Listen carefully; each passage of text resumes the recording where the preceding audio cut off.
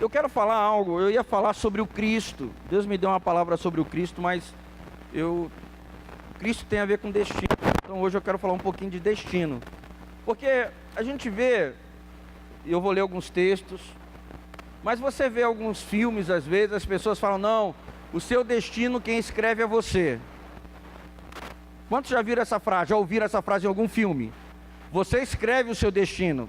Parece que nós somos autônomos, que nós temos autonomia para decidir que tipo de destino nós vamos ter. E nós esquecemos que, na verdade, toda vez que eu escolho o meu destino, eu opto por abandonar o destino que Deus escreveu para mim. Quantos entendem o que eu estou dizendo? Ontem eu vi um pé do finalzinho de um filme do Martin Luther King. Eu só peguei o final, mas eu peguei uma frase muito interessante, porque é o começo das marchas nos Estados Unidos, né, pelos direitos dos negros. E ele tem uma hora que ele vira e fala, acho que alguém do serviço secreto estava querendo protegê-lo. E ele diz assim, eu não sou melhor que ninguém que vai estar nessa marcha. Que a pessoa falou, nós podemos te proteger. E ele fala, a minha vida não é melhor do que a vida de ninguém que está nessa marcha. E ele fala assim, mas nós queremos te proteger. E ele devolve para a pessoa lá do serviço secreto, eu acho. E ele diz, aqui não está em juízo ou em andamento a sua vontade ou a minha vontade. Eu estou aqui para fazer a vontade de Deus. E eu achei aquilo interessante, porque você não vai poder provar do destino que Deus desenhou para você se você estiver aqui para fazer a sua vontade. Quantos entendem o que eu estou dizendo? Você entende isso? Alô, amém? Se você estiver aqui para fazer a tua vontade, você não vai cumprir o teu destino. E isso atrapalha a gente demais, porque nós estamos sendo ensinados pela televisão, pelos líderes, né, que têm sucesso, você faz o teu destino. Você não precisa crer numa profecia, né? Você é livre para desenhar o teu destino. E nós ouvimos isso tantas vezes, que às vezes nós acreditamos que nós estamos escrevendo o destino, mas na verdade a maioria das vezes nós estamos saindo da rota do destino que Deus desenhou para nós. E aí nós ficamos frustrados, nós ficamos abatidos com a vida. A vida, ela não acontece da forma que nós esperávamos. A vida não acontece para ser tudo aquilo que nós esperávamos dela. E aí a gente começa a culpar. Não, eu nasci numa família pobre. Ou então, sabe, meu pai, ou a minha mãe, o meu patrão, aquele chefe que roubou a minha vaga, que me tirou a oportunidade. A gente começa a culpar os líderes, o Diogo na escola. Tem que culpar alguém. A gente culpa as pessoas, mas na verdade, o maior culpado sou eu, que decidi escrever algo que já estava escrito. Decidi reescrever o meu destino, porque, diga para o teu irmão assim, o teu destino foi escrito na eternidade. Mas cabe a você obedecer o Deus da eternidade. Esse é o problema. Nós temos vontades, nós temos impulsos que muitas vezes não se coadunam, não se ligam, não estão alinhados com a palavra do Senhor, com os desejos do coração de Deus. E aí a gente erra o destino, a gente erra o caminho. E quando você erra o caminho, você erra o resultado. É igual uma expressão matemática. Quando você vai fazer uma expressão matemática, qualquer coisa pergunta o pastor Flávio, que ele é uma fera. Cálculo 1, 2, 3, cálculo 1000, ele conhece tudo.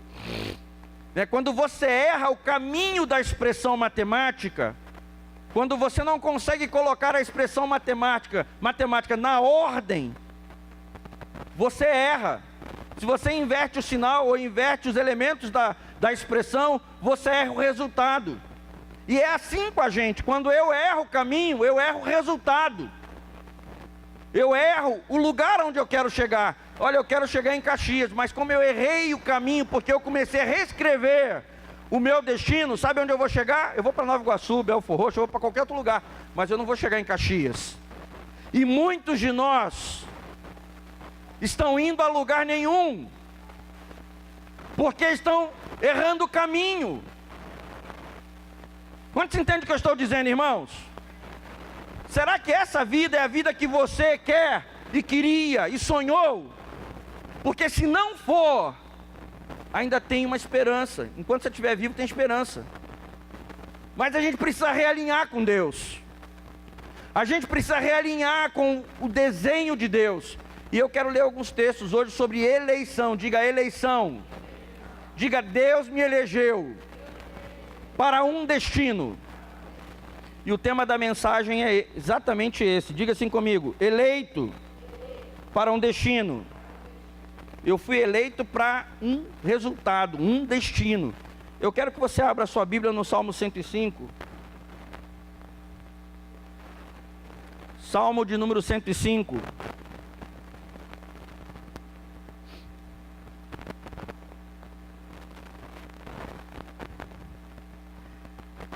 Versículo 19. Eu vou ler. Você já leu comigo algumas vezes esse versículo que eu gosto muito. Diga assim: até. Diga alto: até que se cumpriu a sua profecia e a palavra do Senhor o justificou. Então esse texto fala de José. José tinha uma profecia. Diga assim: José tinha um destino. Esse é o propósito do cumprimento desse texto. Até que o seu destino se cumpriu. Havia um destino para José. E eu vou falar algo para você. O destino de José passava pela escravidão. O destino de José passava pelo calabouço. Tanto é que quando você lê Gênesis, o encontro de José com seus irmãos, ele diz assim: olha, aprouve ao Senhor me mandar adiante de vós, para eu poder manter a vida de vocês. Ele tinha entendido, fazia parte do desenho, fazia parte do destino que Deus deu a ele. Em vez de José se rebelar contra o destino, porque os seus irmãos se rebelaram, amém?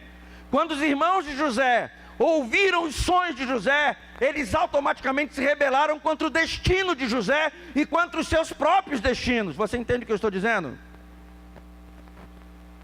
Às vezes nós também sabemos o que Deus quer conosco, temos inclinações, temos dons, temos talentos, mas nós ficamos resistindo ao que Deus quer fazer. Você pode resistir. O problema é que você vai dar com os burros na água. O problema é que você vai errar o caminho e não vai ter o resultado. Não adianta. A pior coisa que pode acontecer para um ser humano, qual é? Qual é a pior coisa que pode acontecer para um ser humano? Viver uma vida sem propósito. Quantos entendem? Porque há pessoas enfermas que deixam legados na história. Sim ou não, irmãos? Há pessoas enfermas que deixam legados na história. Eu li, falei aqui na classe de manhã, de um corredor americano que ele se descobriu corredor, e quando ele estava para entrar nas Olimpíadas, isso em 1967, se eu não me engano, ele era um dos camaradas que iam correr lá, aquelas provas de fundo americana, nas Olimpíadas, e ele descobriu que ele tinha câncer.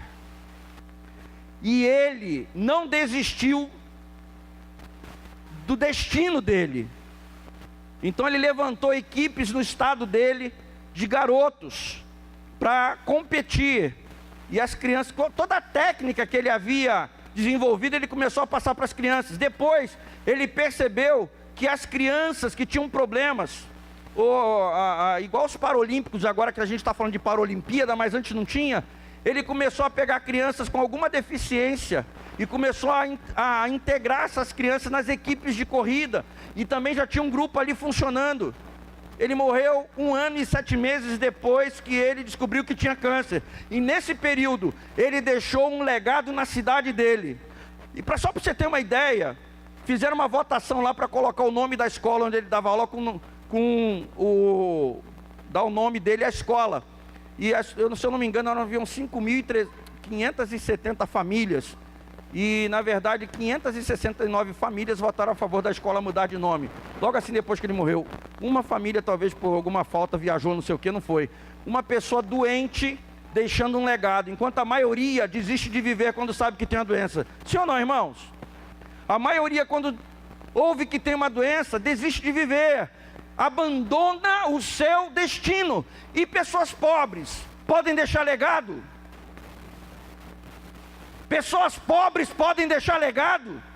A maioria reclama da pobreza, mas tem gente que dá solução na pobreza. Você entende o que eu estou dizendo? A Bíblia diz que a sua profecia se cumpriu. Aonde? Na escravidão e no calabouço. Você está disposto a fazer o seu destino se cumprir em Deus?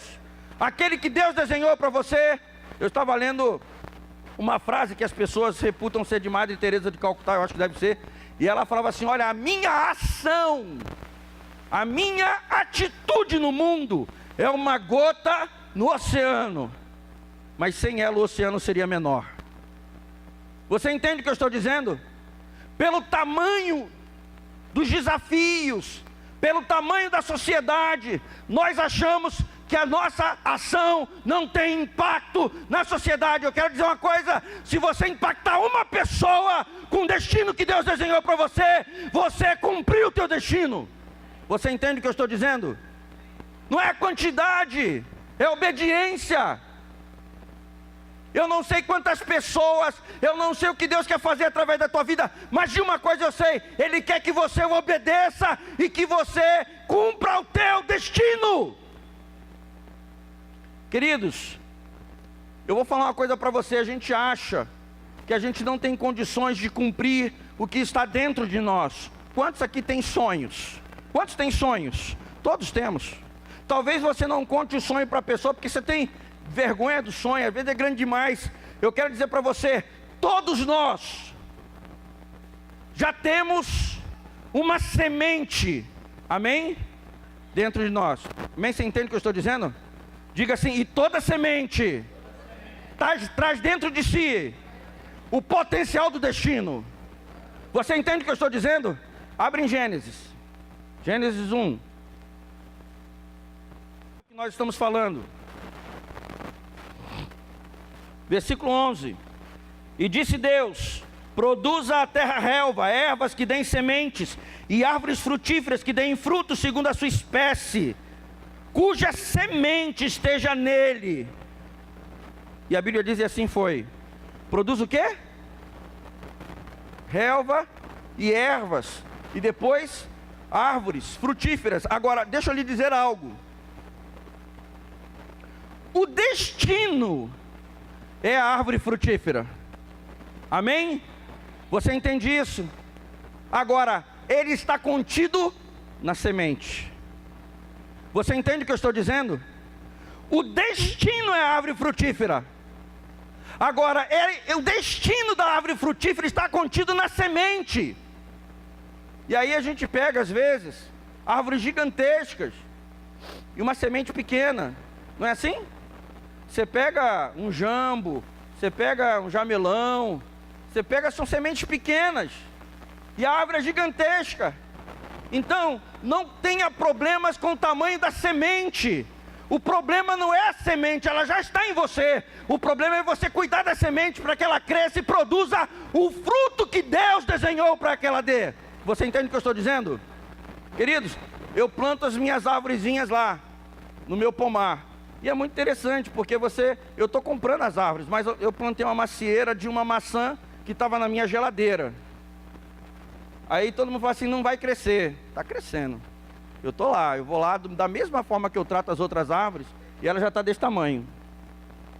Estava na minha geladeira. Não, mas se você congelar, não cresce. Está crescendo. Por quê? Porque o potencial não estava na maçã. O potencial estava na semente dentro da maçã, você está me entendendo?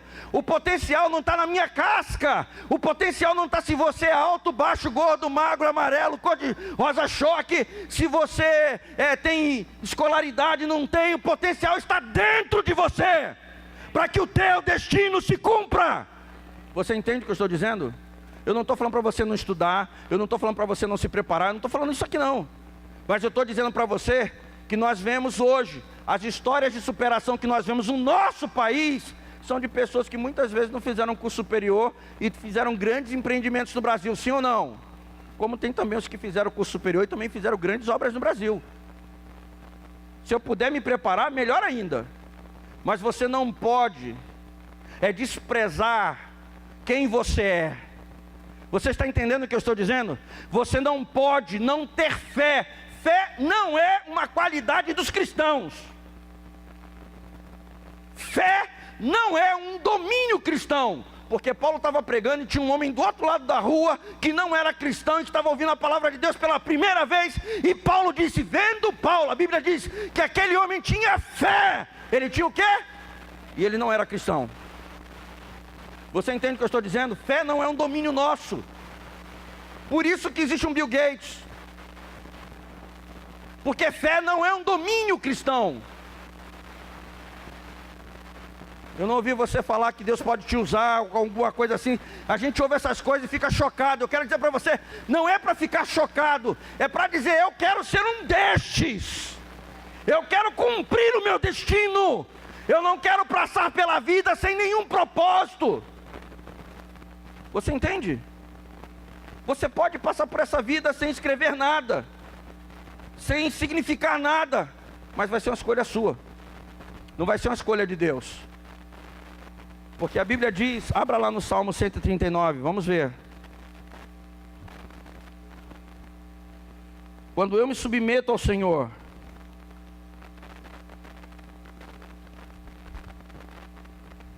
Salmo 139.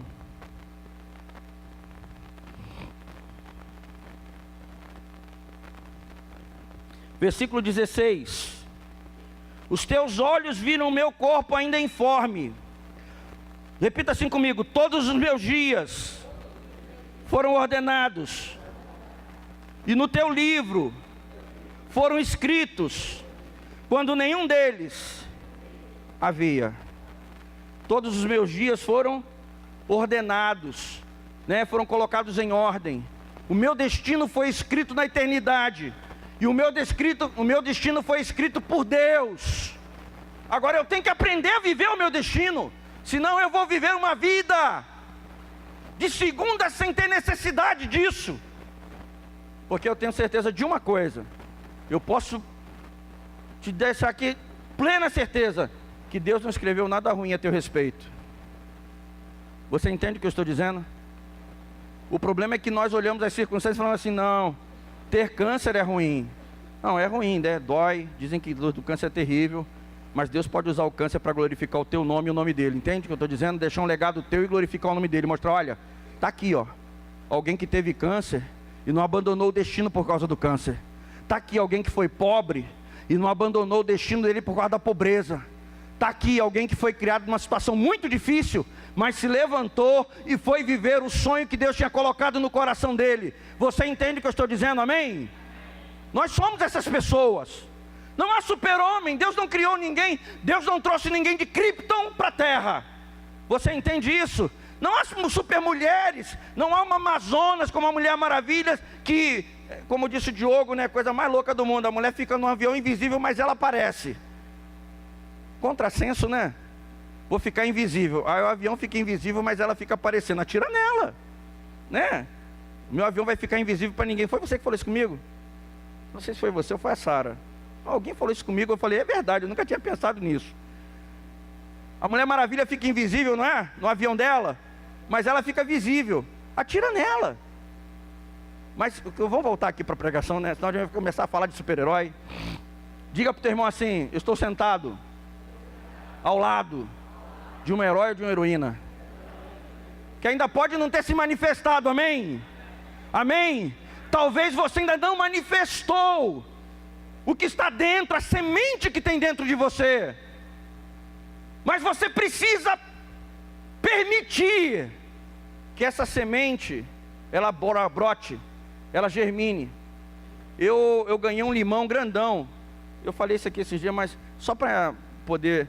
Eu ganhei um limão grandão, desse tamanho assim, uma bola. Aí eu falei assim pro camarada, eu ganhei não, né? Um funcionário meu ganhou lá. E aí eu falei para ele, me arruma um limão desse. eu vou plantar esse bicho lá em casa. Mas, irmãos, é uma bola mesmo, assim, desse tamanho. Um limão deu uma jarra de suco. Eu falei, opa, como eu gosto de economizar as coisas, né? Não que a gente seja pão duro, nada disso, né? Mas economizar sempre é importante. Aí eu peguei e plantei o limão. Peguei, fiz o suco. Eu fiz questão de fazer o suco de limão, porque eu queria semente, né? Estava nem mais preocupado com o suco. Aí tirei a semente, botei a semente lá para secar e plantei. Aí, pô, tô esperando, ó, nada de nascer nada. Tem um berçáriozinho lá, os berçários, né? E aí eu plantei lá no berçário só limão. Limão não sei da onde, é um limão aí que é um mega limão, deve ser de Harvard. Mas ainda nasceu. Aí eu falei assim, sabe uma coisa, não vai nascer mais nada aqui não. Aí plantei tomate. Aí plantei os tomates lá que eu queria, uns tomates de salada, né? Que é o italiano, que ele é compridinho assim. Aí plantei, pois é, aí plantei a semente de tomate e deixei, estou regando, aí nasceu o tomate. Só que eu botei lá na horta e estou deixando o limão, o tomate crescer. Aí um dia, né, eu fui lá que eu ia tirar as sementes, o tomate para botar no canteiro, e eu comecei a ver umas coisinhas assim, diferentes no berçário do tomateiro, né? Aí eu falei, pô, deu mato aqui, não é possível. Aí no primeiro que eu puxei assim, saiu aquele cheiro de limão, né? Aí o limão nasceu. Só que ele levou tanto tempo para nascer, que os pezinhos de tomate cobriram ele. Aí eu tirei todos os pés de tomate, plantei e tirei esse pé os limõezinhos lá, né, os pezinhos de limão, e deixei eles lá quietinhos lá, que estão crescendo. Às vezes, a gente não tem paciência com o destino que Deus desenhou para nós. Você entende o que eu estou dizendo? A gente quer acelerar, mas talvez a semente que Deus colocou na tua vida não é algo que vai crescer muito rápido, mas quando crescer vai dar um bom fruto. Você entende o que eu estou dizendo? Eu estou lá apostando no limão. Quando der aquele limão do tamanho de uma bola, eu vou falar assim, agora chegou o tempo. O tomateiro vai dar tomate antes, amém? Talvez alguém do teu lado já esteja dando fruto. Talvez alguém do teu lado já esteja prosperando. Talvez alguém do teu lado já esteja manifestando destino. Mas eu quero dizer para você, se você for fiel ao Senhor, teu destino também vai se manifestar. Porque a Bíblia diz em Eclesiastes que em todo tempo há um destino, ou há um tempo para todo destino. A gente às vezes não entende isso. Diga, há um tempo para que todo destino se complete, se cumpra, amém? Mas eu preciso ter paciência e continuar acreditando. A Bíblia não diz, mas pela capacidade de José, a gente entende que José, ele não ficou lá como escravo, reclamando de Deus. Que quando ele estava na cadeia, ele não ficou lá reclamando de Deus. O que dá a entender é que ele estava sempre governando, porque o destino dele era governar. Você manifesta o teu destino antes dele chegar. Você entende o que eu estou dizendo? Você se prepara, se posiciona. Queridos, nós queremos entrar na corrida correndo. Agora as Olimpíadas é fácil para a gente entender isso. Você não entra na corrida correndo, você se prepara para o tiro de largada. Às vezes nós queremos entrar na corrida correndo. Eu quero dizer para você, talvez Deus esteja falando para você, se prepare. E vê se não queima o tiro, por favor. Não sai na hora errada. Por quê? Diga, eu fui eleito. A gente às vezes esquece da eleição. Eu não sei o que Deus viu em você, nem em mim. Acho que foi só amor. Mas eu sei que Deus nos elegeu. E eu quero hoje completar, eu quero compartilhar com vocês. Eu queria ler 2 textos que ainda estão em Gênesis, para a gente completar esse argumento do destino. Abra lá em Gênesis 1.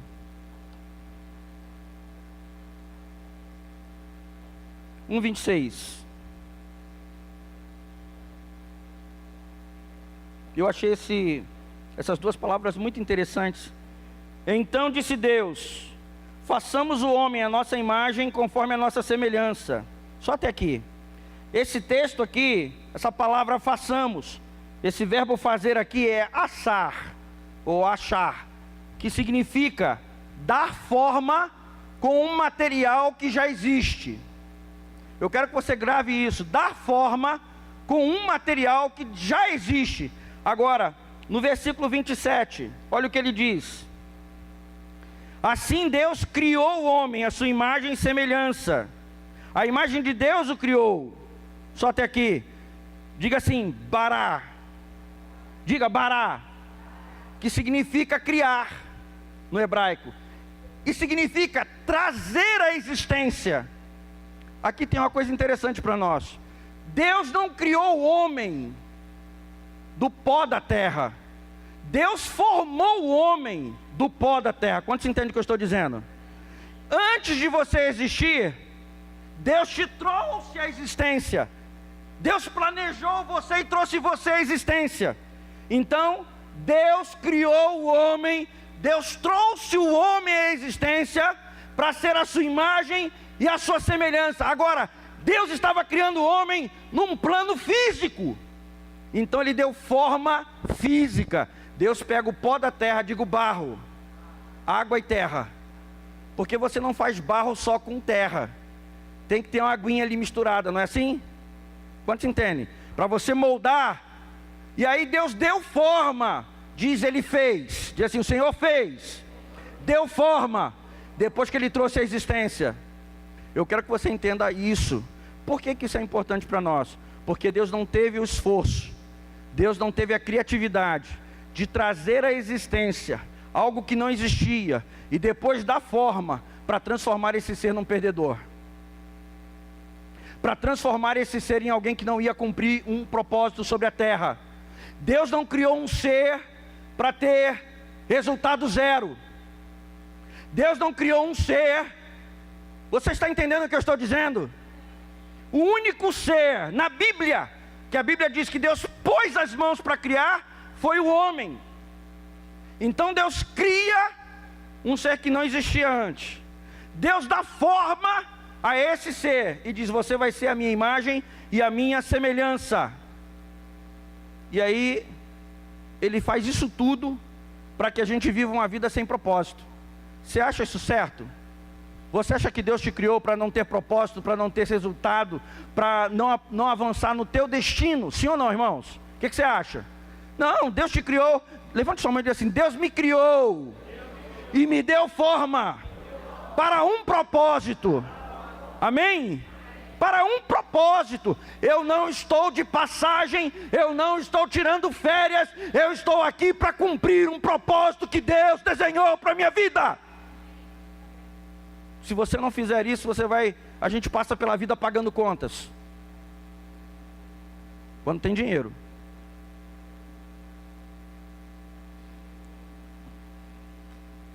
Quantos entendem? A gente passa pela vida correndo atrás. Mas se você começar a entender o teu destino, você vai começar a correr na frente. Você entende o que eu estou dizendo? Se você entender o destino que Deus tem para a tua vida e obedecer ao Senhor, você vai começar a correr na frente. Você vai parar de ser o último da fila. Mas você precisa obedecer, esse é um tempo. Eu queria falar sobre a eleição. Abra sua Bíblia em Efésios. As pessoas têm muita dificuldade com eleição. Então eu quero hoje compartilhar com você alguns textos. Por que eu estou dizendo que você foi eleito? Abre em Romanos 9.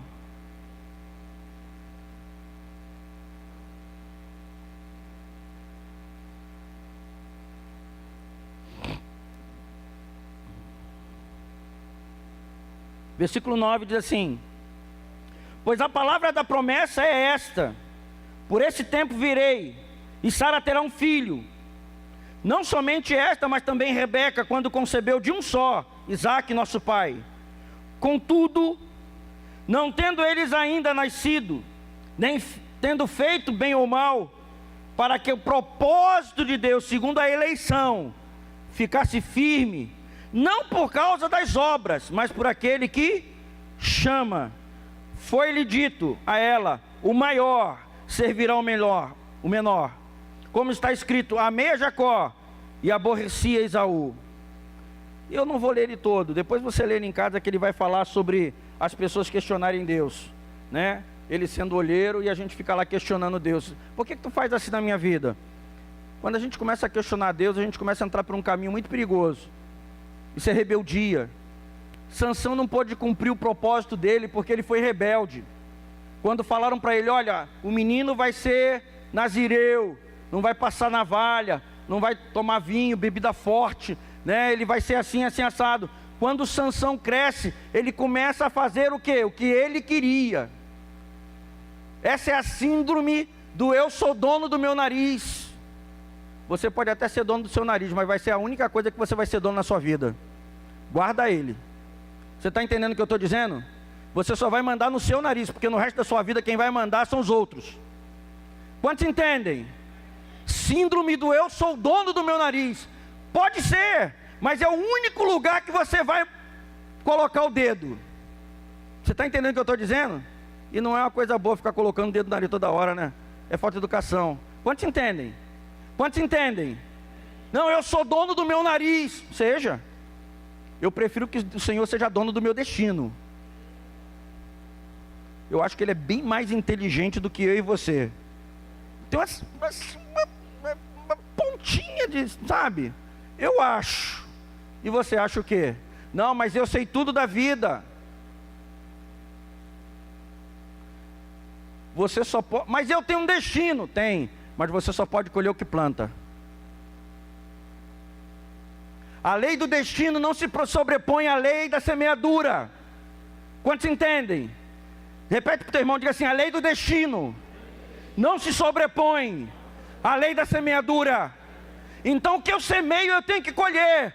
Por isso é que eu tenho que saber se o que eu estou semeando tem a ver com o destino que Deus desenhou para a minha vida. Porque se eu estiver semeando algo que Deus não mandou eu semear, eu vou ter o resultado que Deus não queria para a minha vida. E eu vou ter que colher esse resultado. Vamos abrir.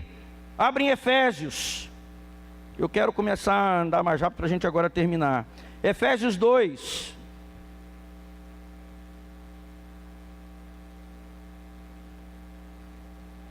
Dois 10. Deus escolheu a igreja para um propósito. E diz assim, ó, Efésios, 3:10. E foi assim para que pela igreja a multiforme sabedoria de Deus seja conhecida de principados e potestades nas regiões celestiais, sendo o eterno propósito, diga propósito, que fez em Cristo Jesus nosso Senhor. Eterno o quê? O propósito para a igreja é que ela faça o quê? Manifeste a sabedoria de Deus na terra. Agora, irmãos, uma igreja que anda, e a igreja somos nós, amém? A denominação não é uma igreja. Você entende o que eu estou dizendo? Uma denominação não é a igreja. Um local não é a igreja. A igreja é um corpo vivo. A igreja somos nós. A reunião dos santos, dos remidos. Essa é a igreja. A Bíblia diz que o propósito de Deus na igreja é que a igreja manifeste a multiforme sabedoria de Deus para o mundo espiritual e para o mundo físico. Agora, se eu estiver em desobediência, eu vou manifestar sabedoria onde? Se eu estiver indo de encontro ao que Deus tem para mim, se eu estiver sendo rebelde ao que o Senhor tem para a minha vida, como é que eu vou manifestar sabedoria?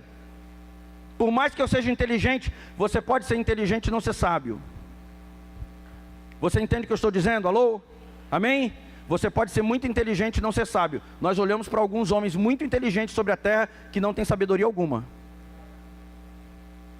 Então uma coisa está desvinculada da outra. Agora, você pode não ser tão inteligente como esses homens são, mas você pode ter muita sabedoria na sua vida e viver de acordo com o projeto de Deus para a tua vida. E viver bem, diga aí viver bem. Diga aí viver bem. Diga, eu fui eleito para viver bem, debaixo do propósito de Deus para a minha vida. Você entende? Nós às vezes vivemos mal porque estamos brigando com o propósito. Você já imaginou um pé de amora brigando para dar morango? E morango é um bicho rasteiro. É, né, aquela coisa que dá rasteirinho. Estou comendo morango lá em casa também, viu? Só para deixar vocês com água na boca. Meus morangos são deliciosos. Você está entendendo o que eu estou dizendo? Eu sou um pé de amora, mas não, Deus, eu quero dar morango, porque eu acho o morango, o vermelho do morango é mais bonito do que a cor de vinho da amora. Você entende o que eu estou dizendo? Às vezes nós não entendemos o propósito ou queremos outro propósito. Fala para o teu irmão assim: meu irmão, acorda, a tua felicidade está no propósito que Deus desenhou para você. Não queira o propósito de outra pessoa. Então Deus definiu que através da igreja a sabedoria dele seria apresentada ao mundo. E Deus escolheu a igreja. Eu vou pular alguns textos, se você quiser depois. Deus escolheu a igreja. 1 João 2,11, 2, 11 e 13. 2 João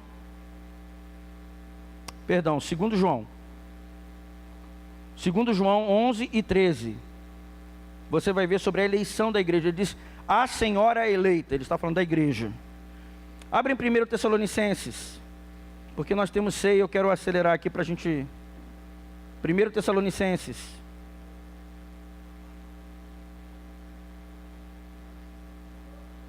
Um 4.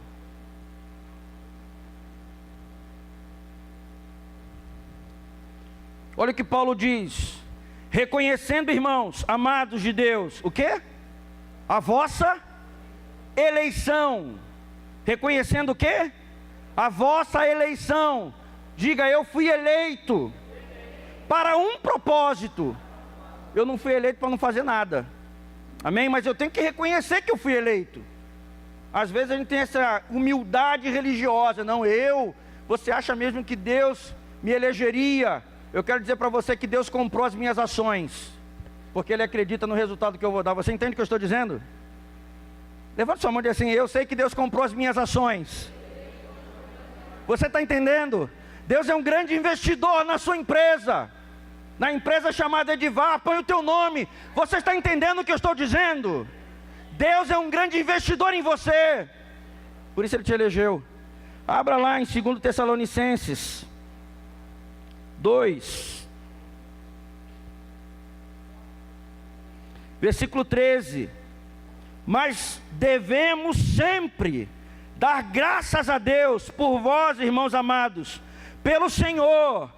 Diga assim comigo: porque Deus me escolheu desde o princípio para a salvação, pela santificação do Espírito e fé na verdade. Deus me escolheu quando? Diga: desde o princípio. Deus te escolheu desde o princípio. Deus não nos escolheu à toa. Agora, nós precisamos fazer a nossa parte. Sabe o que acontece? Nós vivemos na era das doenças emocionais, na era das doenças de autoestima ou de baixa estima. Nós vivemos numa era em que as piores doenças, elas estão nos sentimentos e nas memórias.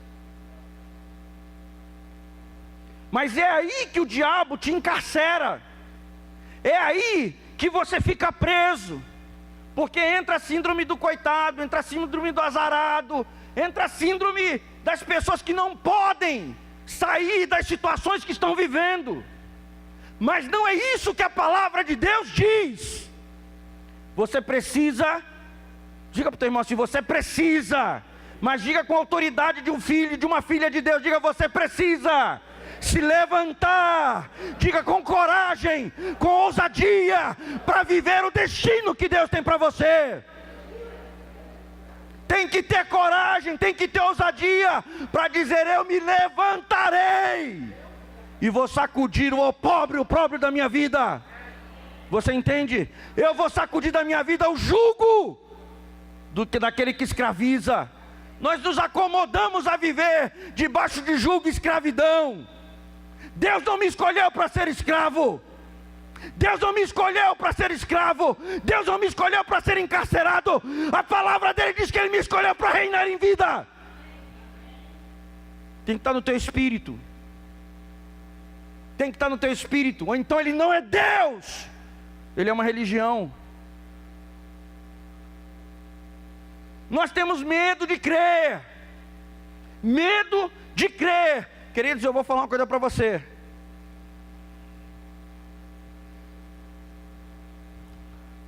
Jesus, quando você lê a história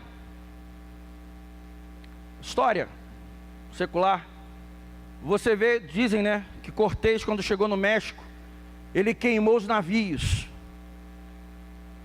mandou todo mundo tirar o que tinha nos navios, mantimento, e agora virou para o camarada e falou assim: vai lá e toca fogo em todos os navios. Isso é fé. Muita gente pode ter achado loucura, mas ele está dizendo: não tem volta. O que eu escolhi não tem volta. Você entende? Enquanto você tiver plano B, você não vive o teu destino. Enquanto você tiver plano B, você não vive o teu destino. Porque Deus não tem um plano B para você. E eu quero dizer mais, a salvação não foi um plano B, você entende isso? Deus não foi pego de surpresa quando Adão desobedeceu a Ele. Nós ficamos cheios de planos. Eu tenho o plano A, o plano B, o plano C, o plano D. Vai até Z se vacilar. E às vezes chateia porque tem poucas letras, porque podia ter mais letras para ter mais planos. E aí, uma pessoa difusa, ela não alcança sucesso em nada que ela faz. Queria que você me ouvisse. Uma pessoa que está apostando em muitas coisas não alcança sucesso em nada que faz. Se você é alguém que fica apostando em isso, aquilo, sabe? Eu quero dizer para você, você está olhando para o vento. E quem olha para o vento não semeia. E quem olha as nuvens nunca colhe. Você entende o que eu estou dizendo? Você precisa ir em Deus, em oração, com o Espírito Santo, sabe? Você entender qual é o meu destino e você apostar 100% no seu destino.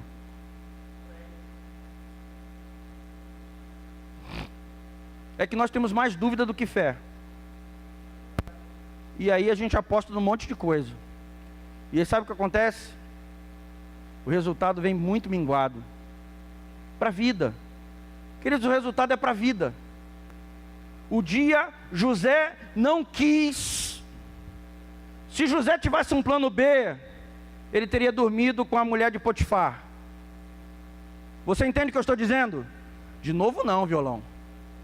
Eu passar o que eu já passei, eu voltar a ser escravo, eu não vou perder mais essa oportunidade, não estou aqui reinando, estou na boa. Você entende? Estou comendo do bom e do melhor, estou mandando nos outros.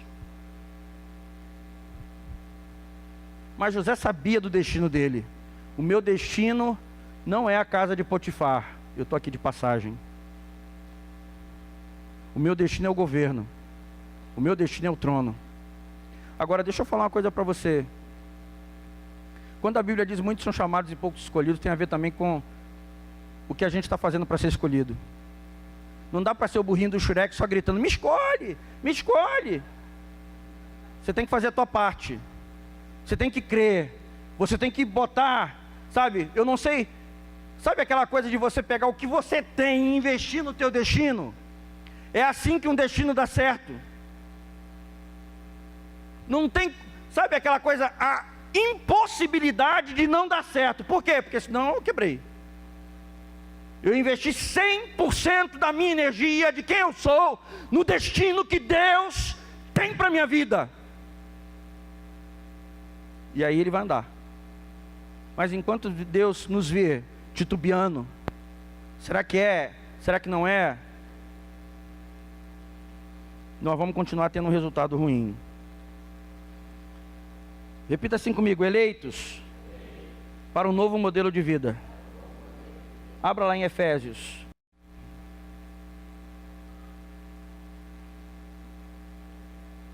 A eleição tem a ver com valores. Eleição de Deus na tua vida tem a ver com os valores que você vai viver na tua vida.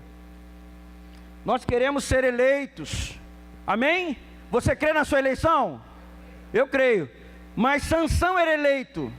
E porque ele não conseguiu viver os valores da eleição, ele foi derrotado. A eleição tem a ver com os valores e com os princípios que nós queremos viver. E eu quero falar algo para você. A responsabilidade de viver princípios não é da igreja, é do indivíduo. A responsabilidade de se viver princípios não é da igreja. Você não pode achar que porque você faz parte do corpo, você não tem a responsabilidade de viver os princípios da palavra de Deus. Quantos entendem o que eu estou dizendo? Eu faço parte da igreja, mas queridos, a responsabilidade de viver os princípios, ela é individual. É sua e é minha. Viver princípios é uma responsabilidade individual. A igreja do Senhor vai ser vencedora. Amém? Mas só alguns vão governar. Esse é o ponto. Como diz o pessoal da minha turma, esse é o ponto. O pessoal marca durinho, fica juntinho ali. Amém? Você entende o que eu estou dizendo? A salvação não garante o teu destino. A salvação te introduz no caminho do teu destino. Agora, o teu destino tem a ver com quão obediente você vai ser aos princípios de Deus. Olha o que Paulo ensina. Efésios 1, versículo 4, diz assim: pois nos elegeu nele, antes da fundação do mundo. Diga comigo, para sermos santos, irrepreensíveis diante dele.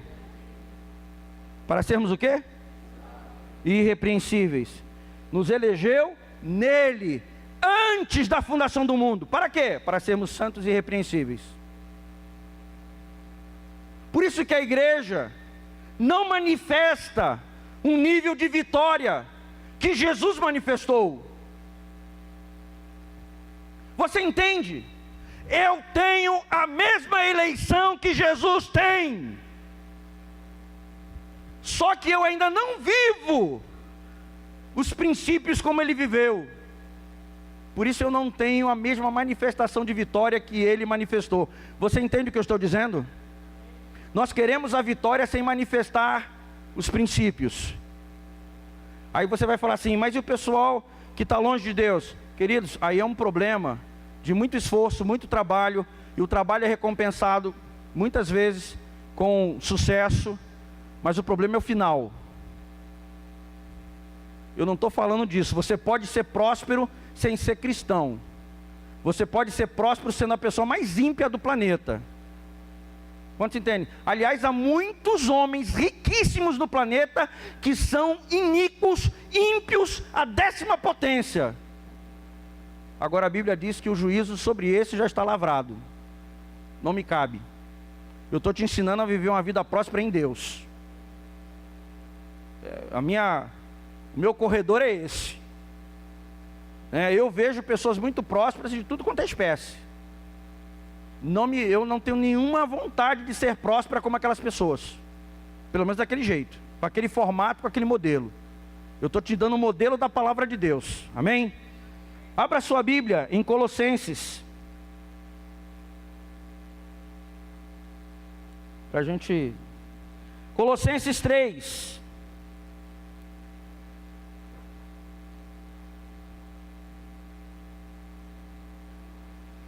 Olha o modelo dos eleitos.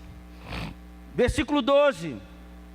Diz assim: portanto, como eleitos de Deus, repita comigo, santos e amados, revestivos de compaixão, de benignidade, de humildade, de mansidão, de longanimidade. Você entende? Modelo. Revestivos de quê? Compaixão, ser longânimo. Modelo de quem vai cumprir propósito. Jesus era tudo isso? Irmãos, Jesus era tudo isso? No reino se vence obedecendo. Diga para o teu irmão aí do lado: no reino só pode vencer aqueles que obedecem. Não tem outra forma. No reino. Eu não estou falando na religião. O homem gosta de religião. Você pode ter uma religião, Mas no reino de Deus, você prevalece por justiça, por obediência. É assim que a gente tem que andar. Vamos ler mais um texto. 1 Pedro, e nós vamos encerrar aqui. 1 Pedro 1.